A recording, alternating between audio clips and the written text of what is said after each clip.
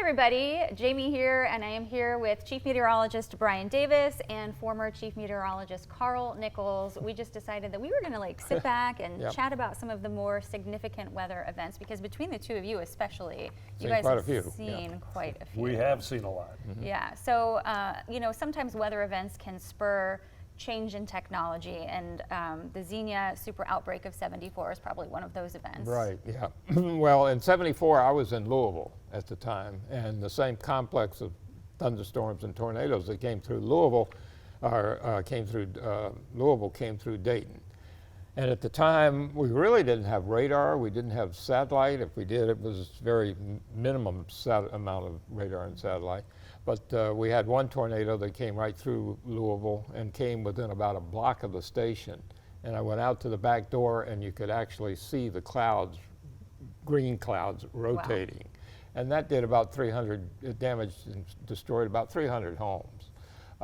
It wasn't quite as bad as far as deaths as far as the Xenia tornado, but that was part of that afternoon where we got quite a bit of activity. Yeah. And as you mentioned, Jamie, that spurred the research and the development of Doppler radar. Mm-hmm. So that way we can see the rotation of the storms much better, sounding of those storms, so we can see what's going on. Right. About the only thing they had back then was old aircraft radars. I think Channel 7 had an old aircraft radar that they were tracking. Had limited range. And also like black and white, correct? Black and white, so black not and even white. in color? No. And if you didn't have a radar, you had a fax where you would have to dial into a machine and you get a printout of a radar scope that was about 10 minutes old. And it'd take you about 20 minutes to get the fax to sheet out. So and now we can see not only the reflectivity, but the velocity, and anywhere on your cell phone, you can look at a radar wherever you are. Amazing. It has definitely changed.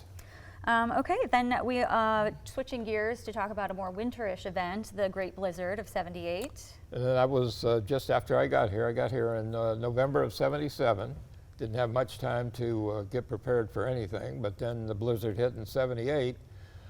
We knew that Bob Breck was the chief meteorologist at the time. I was doing mornings, and we knew that we were going to get a lot of wind and a lot of snow, but it's hard to kind of describe what a blizzard is, I guess, unless you're out in Kansas. So we really didn't know. So we didn't use the term blizzard at the time. We just said, and I was living on West David, and I parked my car so that I knew that I wouldn't have to back out of the drive. I could just go out of the drive. 4 o'clock in the morning, I heard the wind howling. I looked out the door. I couldn't get the front door open, but I managed to get the front door open because I was going to come into the station. Went to the car, couldn't start the car. Called Bob, and he managed to find the Jeep because there weren't any four-wheel drive cars, so he had a Jeep. We got, the Jeep driver picked myself up, went down to Springboro, picked the engineer up, got back to the station, got the station on the air, and we went on the air and started about 8 o'clock, I guess, we got on the air, and then we went, I didn't get back home until the following morning. Because you couldn't go anywhere with that. Couldn't go anywhere. It was amazing. Growing up in Troy, I was actually, I think it was my sophomore year at Wright State, and I was taking my first intro to meteorology course there. But I woke up that morning. We lived right on East Main Street in the 900 block, and I looked out and I thought, boy, it's foggy. And then I realized I could barely see the corner of the roof, the roof down below that goes over the porch.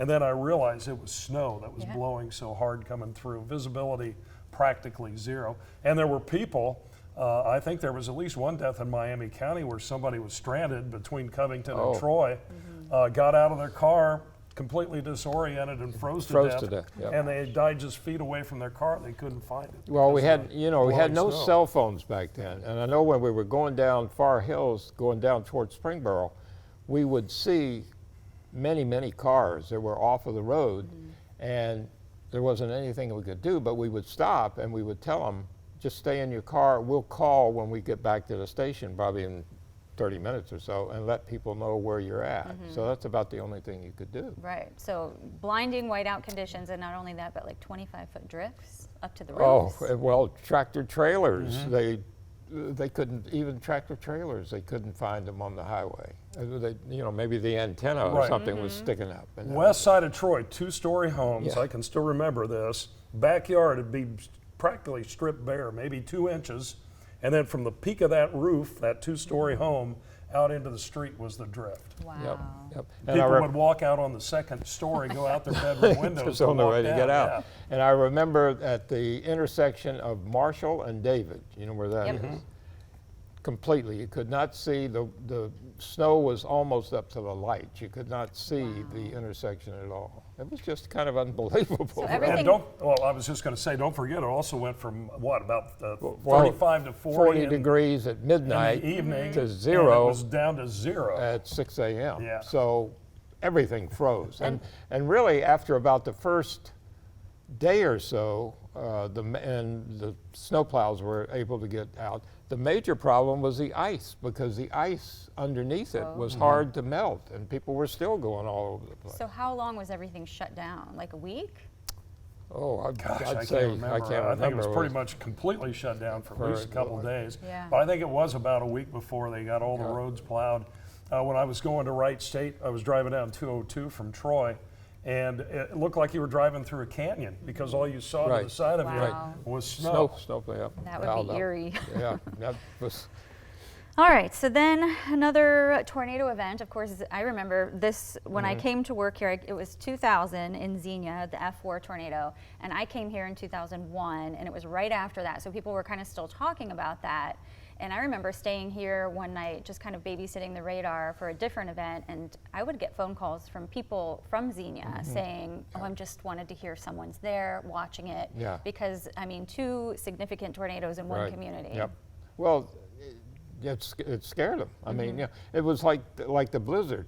We went, I know I did, and I think Brian did too, at least a year or so after the blizzard, without mentioning, if we were going to get a bad storm, without mentioning the word blizzard. Because if you used it, people would go back to 78, and that would just freak them out. So kind of got away from that. Yeah, and so it's the same thing. I do remember like kind of being nervous to say the word tornado during that time too, because you didn't want to scare people, but But you got to say it. you gotta say it. Yeah. The interesting thing on the 2000 and the 74 tornado, there was an intersection north of downtown Xenia where those 2 paths crossed. But the other thing is land usage. There was expansion to the west of a shopping mall out along US 35 west of Xenia. So as we build more and more area, you have a higher and higher probability of a tornado going through an area and causing significant damage. And that's what happened with the 2000 tornado. If that had been the 74 tornado, it would have been going through open country in the area where I the think 2000 tornado the 2004, I think, destroyed Walmart. I think there was a Walmart and a number of stores out there west of town. Yeah, and I remember going out there and covering some stories of how people there had become much more storm ready. The storm cellars were a thing that people were installing into their homes. Yep, definitely, sure. All right, let's go back to some snow. I remember the Valentine's Day weekend snowstorm. It was President's Day / Valentine's Day of 2003. And we had officially 12.1 inches in Dayton during that time. I think it was the first big weather event that I remember, winter event, going wall to wall. Because we would do wall to wall for tornadoes, but this was a weekend snowstorm. We had everybody live out in the snow. We just started utilizing a lot of viewer pictures. We had some technology where we could get them right up on the screen, and did a long day of coverage. Well, long day and long nights. Yeah. We had pizza brought in and everything, but that's really what the job is. I mean, the job's not just coming in from 9 to 5 and saying that it's going to rain or it's going to snow. You're there until the whole thing is over with. I mean, if you've got a line of thunderstorms coming in at your news is 11 o'clock, but the line isn't going to get to you and through you until 2 o'clock in the morning, then you're here until 2 o'clock or 3 o'clock in the morning. So I remember Dr. Smith at Purdue. That's what he told us. He goes, "You're gonna be a meteorologist. You're gonna work every day of the week. You're gonna work every hour of the day at some point in your career." And that's what we've done. Yep. Comes down to it. And then we had another snowstorm, December 23rd, 2004. This was like the Christmas snowstorm that really disrupted travel. I was working in Kansas City at that time, and my parents were supposed to come from Dayton to visit me for Christmas, and they couldn't get there. Yeah. Well, I was here for that too. Brian Well, I was on vacation. You were it was out the of week town. before Christmas. We were skiing up northern Michigan. Yeah. And you had trouble getting back. Yeah, well, you know you're in trouble when I forget who the meteorologist was from the Weather Channel, but it's like, I'm here in Dayton, Ohio, and it's like, well, wow, I'll be heading back there today. Yeah, anytime they show up in a city, you know. Yeah, so they were up. They were up by 70, 75. I can't remember the hotel that was right there that's been torn down now, but they were up there doing live shots from that. And we drove through Michigan in the evening, no problem. Got down to Toledo, and it was, I swear, it was right as we hit the Michigan-Ohio border. We started getting in light snow. By the time we got to the south side of Toledo, it was snowing hard. And from that point on, it took us 5 hours to get from Toledo to Dayton on 75. Bare knuckle. Yeah, well, yeah, and it was people flying by at 55. It's like, what are you doing? Well, you'd find them jackknife. They'd spun out in the median strip down the road about 5 miles. Wow. All right, so then we also have another big weather event was the remnants of Hurricane Ike, and that was it was September 14th, 2008. It was a Sunday, and it was sunny. It was sunny, and we knew that something was we were going to get something out of it, but we didn't know whether it was going to be severe weather or it was just going to be some wind. Well, it ended up, I was with a group of friends, and we were at Caroline, and he was showing his car. They had a car show at Caroline, and he was under a walnut tree. And it was about noontime, and I knew that I had to go into the station to see what was going on, and so I ran back to the station. The first thing I pulled up was Louisville's observation for 1 o'clock, and they had a gust to 75. And I went, oh boy. I picked up the phone, and it had to have been a cell phone because I got in touch with it. And I said, Mike, get your car out from underneath that walnut tree because that's gonna come down, and tell everybody there that they better start getting their cars out. From here, I went home, and I think Brian was probably getting ready too. I came in at some point. I don't remember. But I saw the same thing. I saw the Ob at Louisville, and it's like, oh boy, this is going to be interesting. I got home, dressed real quick, with suit and all, because I knew, here we go, it's going to be a long haul. And by the time I got going down Stroop, there were already trees down on Stroop, and it was just like a nightmare, trees going down all over the place. Yeah, I remember driving on Mad River, and that's a very high density tree area. It was making me nervous. We were just coming back from the Dayton Mall. And then I got home, and I remember my husband standing in the driveway with the neighbors, like looking around at all the wind, and I'm like, you guys get inside. It's not safe. No. And that went on for hours. I want to say, wasn't our peak gust somewhere between 80 and 85? Wasn't it that Could have bad? been. I'm not quite sure what the exact gust was, but I don't think we didn't get any rain out of it at all. It was just we had some sprinkles at the very tail end after the wind. It was just a wind gust that came. So it looks like the highest sustained wind in Dayton was 50 miles per hour, and the highest gust was 69, which was there were, I think, some gusts. I think there were gusts over there. There were gusts 70 to 80. I know. In different maybe it was somewhere else that had the 84. No, I think it was here. So then another big wind event was the derecho, June 29th, 2012. That started as a cluster. Carl was retired. Yeah, you were gone. Retired. I was watching it come through. Yeah, I did the morning show that day. I remember there was thunderstorms. They were in Iowa. When they got to Chicago, and they didn't show signs of weakening, they just kept coming. I just remember watching that. Like, how long is that going to hold together? And it held together a long time. And that came through with high winds and hail. Like hail. We had hail, but the main thing was the high winds we had with it, and also it was such. I mean, it covered the whole area. All the way from it was a line. County down south. So it wasn't like an individual storm coming through and producing wind damage. So tremendous wind gusts with that.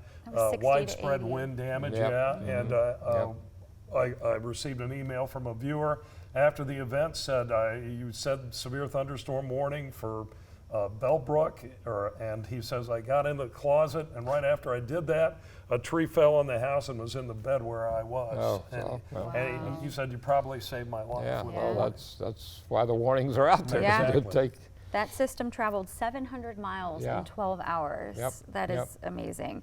And I've read that it did more damage to the power grid than Ike did. So all these weather events, you know, the power crews are even learning from and benefiting or like upping their technology on how they run a power grid. Sure, yeah. And so one thing that we probably can't skip is the Memorial Day tornadoes. You were not here for this, but I know, look, Carl still pays attention to all weather information. But I was in my basement. Okay. Because I was watching Brian, and Brian was tracking the storm, and it was coming almost on I-70. And then it started to take a right-hand turn. Right mover. And at that point, I told Bernie, and I said, we've got to get down into the basement, because this thing is, it's doesn't look good. Well, it was an amazing situation. I was aware of it, obviously, tracking it on Memorial Day. We were actually cooking on the grill in the afternoon, and the warm front came through, and there was a storm that got some rotation going with that, and it's like, ooh, we're going to get a severe thunderstorm warning. We didn't, and then, of course, the weather was quiet for several hours. Carly was our meteorologist at the time, and I was in contact with her, and she said, the storms are approaching Wayne County, Indiana. And when she told me that, I knew it was time to come on in. And she had just gone on with a first warning at that, just as I came in, and that was for the Richmond area. The big problem that day was the fact that we had multiple tornadoes on the ground. Most of the time we're tracking tornadoes, it's a single storm. We're focused on the one up in southwestern Miami County.